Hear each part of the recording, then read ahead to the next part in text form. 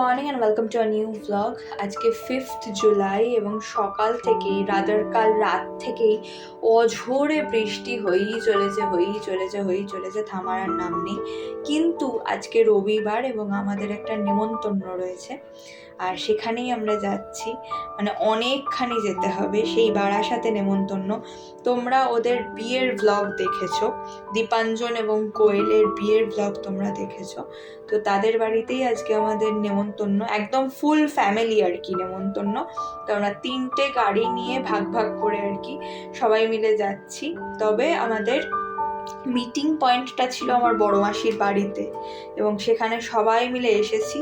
তারপরে এইবারে হচ্ছে বেরোনোর প্রস্তুতি চলছে। তো যা হয় আর কি, বেরোনোর আগে এই কি মিষ্টি নেওয়া হবে, কোথা থেকে নেওয়া হবে, কোনো কিছু প্ল্যানিং, কথাবার্তা এইসব চলছে আর কি। আর মাসিমণির এই ঢাকাই শাড়িটা না আমার ভীষণ পছন্দের। আজকে যদি সম্ভব হয় তোমাদেরকে ছবি দেখাবো যে কিরকম লাগছে। মাসিমণির শাড়িটা জাস্ট অপূর্ব। আর বৃষ্টির থামার কোনো নাম নেই, মানে আমরা মিষ্টি কিনতে এলাম তখনও ফোটা ফোটা হয়েই চলেছে। আর ওখানে আমার বড় মামার, মানে আমার মায়ের জ্যাঠতো দাদার 3 ছেলে মেয়েই থাকে। তো আমার দাদা এবং 2 দিদি এরা সবাই থাকে, সেখানেই আমরা যাচ্ছি। একটাই কমপ্লেক্সে এরা সবার মানে ফ্ল্যাট আছে আর কি। তো সেই জন্য আমরা সবাই মিলে ওই রকম 3 প্যাকেট আলাদা আলাদা মিষ্টি ব্যবস্থা করে নিয়ে পৌঁছে গেছি। এবং এই হচ্ছে কোয়েল, যার বিয়ের ব্লগ তোমরা দেখেছো, যার কথা একটু আগেই বললাম। তার সাথে বাকিদের সাথেও দেখা হয়েছে, গল্প হচ্ছে এবং এখন চায়ের জোগাড় চলছে।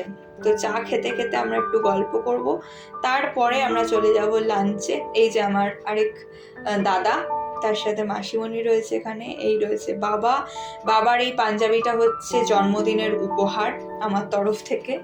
এবং এই হচ্ছে আমার দিদির 2 ছেলে, তার সাথে আমার দাদাকেও বসিয়ে দেওয়া হয়েছে এবং দাদা আর বৌদিকে।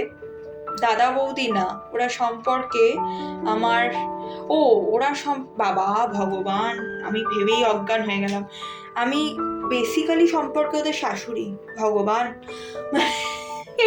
এটা দারুণ ছিল। আমি এটা ভাবিনি, একবারের জন্য ভাবিনি। কারণ ওরা হচ্ছে আমার মামাতো দিদির ছেলে এবং ছেলের বউ। তো বুঝতেই পারছো কাদের এরকম বড় ফ্যামিলি আছে, যাদের ফ্যামিলিতে এরকম গল্প আছে। আমাকে প্লিজ লিখে জানিও। আমি তোমাদের সাথে কথা বলতে বলতেই হঠাৎ রিয়েলাইজ করলাম যে ও মাই গড, না ওরা তো আমার দাদা বৌদি নয়, ওরা আমার দিদির ছেলে এবং ছেলের বউ। ও মা গো, যাই হোক।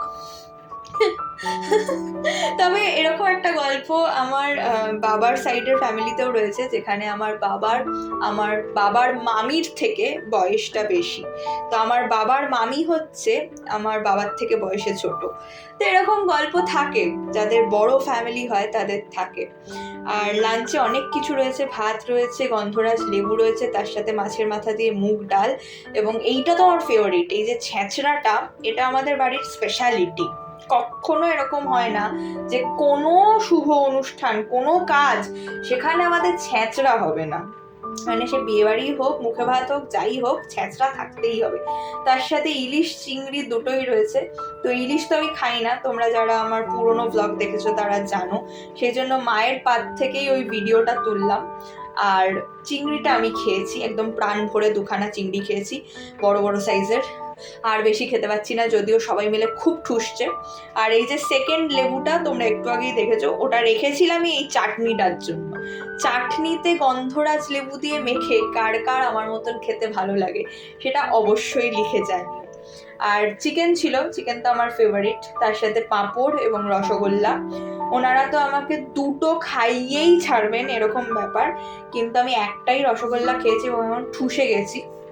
তো আমরা সবাই মিলে বসে বসে সিনেমা দেখছিলাম, মানে ছোট সদস্যরা, বাড়ির ছোট সদস্যরা, যদিও সম্পর্কে নই ভগবান, যাই হোক, বাড়ির ছোট সদস্যরা সবাই মিলে সিনেমা দেখছিলাম।